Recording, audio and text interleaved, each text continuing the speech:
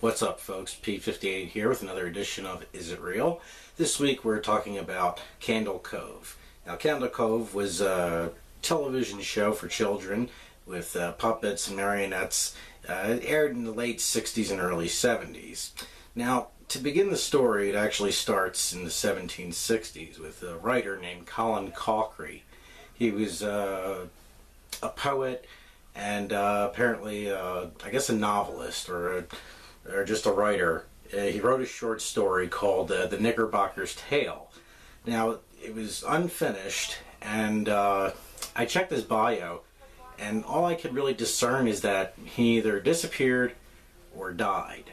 And that's why this short story is never finished. And it sounds like a pretty cool story. It sounds like a mix between Treasure Island and, what's the book?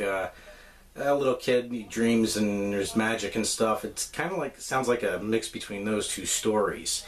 This guy was also kind of insane. Now, the reason he first started the Knickerbocker Tale was because he had a daughter who apparently disappeared. You know, just vanished, poof, without a trace. And she was never heard from again. And as I said, his bio is really short. It said that he went missing, or he had died, and it also said he had gone missing, which is why the book was never, or the short story was never finished. Now, kind of a letdown because you didn't really get a straight answer, because usually you got one or the other, and it's not both, and only separated by one sentence. Now, fast forward 200 years later to the 1960s. In Ironton, Ohio, they announced they were going to create a television show. It was going to be associated with the University of Ohio. Two students.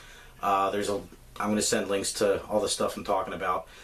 Two students from the University of Ohio, as well as Emerson Grimes. He was a director and executive producer. They were going to make this puppet show based on that short story, The Knickerbocker's Tale, but they were going to call it Pirate Place.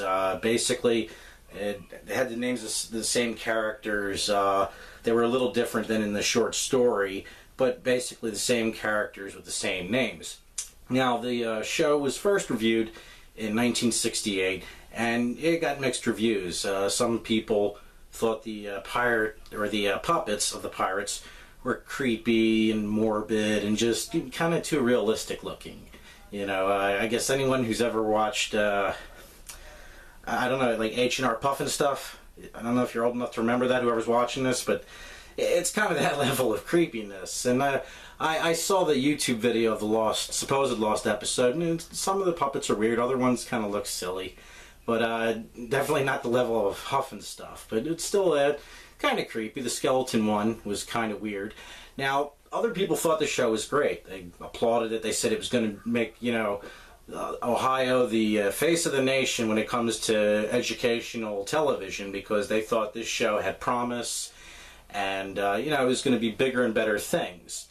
Now, the first season aired about 9 episodes, and the second season it aired 9, but there was about 12, and now most of those episodes didn't air, and most people didn't notice. I guess it's because it was the late 60s, early 70s. Something didn't premiere on TV. There was a reason for it. You couldn't Google it back then.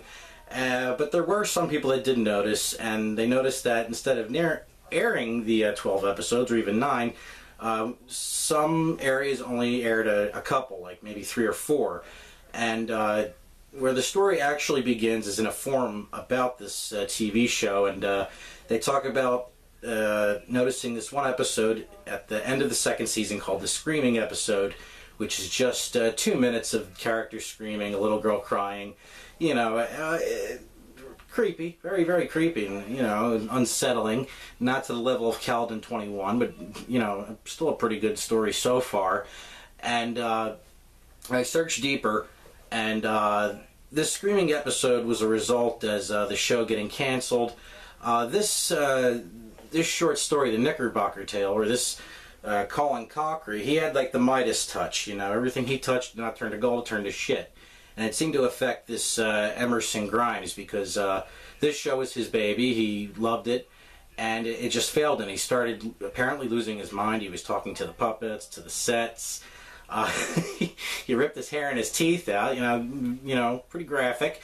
You can read more details about each of the characters in the links I'll send you. They got a whole list of people involved with the show, including the 2 students from the University of Ohio, Emerson Grimes, and some other people that worked on the set, and they talk about it, how creepy it was when Emerson Grimes was acting nutty, because eventually he did hang himself, and but right before he did, he directed the screaming episode, and he had all the characters, or the staff and crew members, scream into a camera, all kind of weird shit.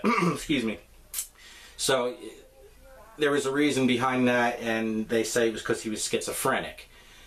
Believable. Where I grew up in Philly, I've seen a lot of people, just yelling at nobody, so that kind of thing is believable. Now, once I dug as deep as I could, I came to the conclusion that this story is not real. It was actually started by a very talented writer and cartoonist by the name of Kris. I'm including a wiki link to his page. You should definitely check it out. He's got a lot of cool stuff, like comics and like web comics and other stories. Definitely check it out. And I did as much search as I could on the original short story, because that almost sounded real to me. They showed a picture of the book, of the supposed book that was unfinished, and it was a real old-looking book from something that you'd expect to be from the 1700s. But all my searching, I could not find anything remotely like that story with the characters. I came across one book. It was similarly titled. It was called The Tale of the First Knickerbocker, and it's just a book about the state of New York, or the city of New York. And that's why it's called Knickerbocker. Why this particular short story was called that, I didn't come across. From what I understand, the boy is Irish, and he comes across some pirates and befriends them, sort of like in Treasure Island. That's where I got the association of it. I think the boy was Irish in the tale, or the girl, I can't remember. But once I got through the, all the search results for the Knickerbocker reference, yeah, there is no short story. There was no television show. It was all done by a talented writer by the name of Kris. And like I said, I'm going to include that wiki link to him, and you can check out all of his work. A lot of cool stuff. But once again, it is not real. Alright, well, I want to thank everybody for watching, and be a friend and hit the like and subscribe button. Alright, I'll see you next time. Bye.